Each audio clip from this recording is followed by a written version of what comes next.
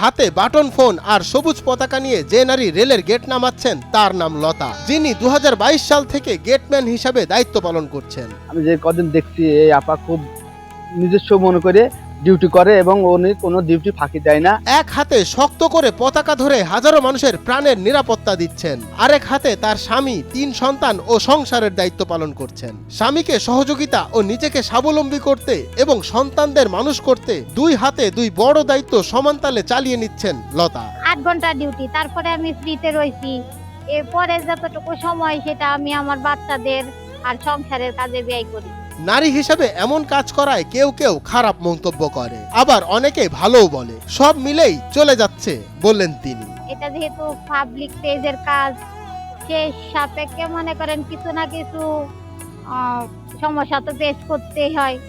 ওইটুকু মনে করেন মাইনে নিয়ে আমাদের কাজ করা লাগে আর কি।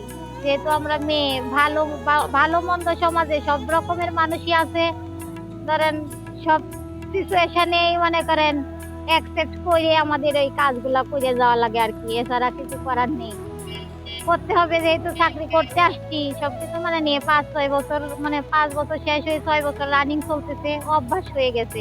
নারী হয়ে রেলগেটের কিপার হিসাবে দায়িত্ব পালন করাকে স্বাগত জানিয়েছেন সহকর্মী ও স্থানীয়রা। সমাজে তিনি একজন আদর্শিক নারী, তার থেকে অন্যান্য নারীদের শেখার আছে বলে মন্তব্য করেছেন তারা। উনি খুব ভালো, উনি যদি না থাকতো এখানে অ্যাক্সিডেন্ট অনেক সমস্যা হতো।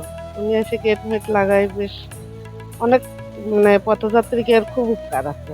নারী হলেও লতা ধর্মীয় রীতিনীতি মেনে শক্ত হাতে দায়িত্ব পালন করছেন বলে জানান কুমারখালী প্রেস ক্লাবের সভাপতি। উনি সম্পূর্ণ সংসারের দায়িত্ব পালন করে ধর্মীয় রীতি মেনে উনি প্রতিদিন যেভাবে দায়িত্ব পালন করছেন, আমরা কুমারখালীবাসী তার এই কাজের জন্য আমরা তার প্রতি আসলে কুমারখালীবাসী কৃতজ্ঞ। কুষ্টিয়ার কুমারখালী পৌরসভার কাজীপাড়া রেলগেট এলাকায় গেটম্যান হিসাবে 2020 সাল থেকে দায়িত্ব পালন করে আসছেন লতা। মঞ্জুর এ মাওলা, নয়া দিগন্ত।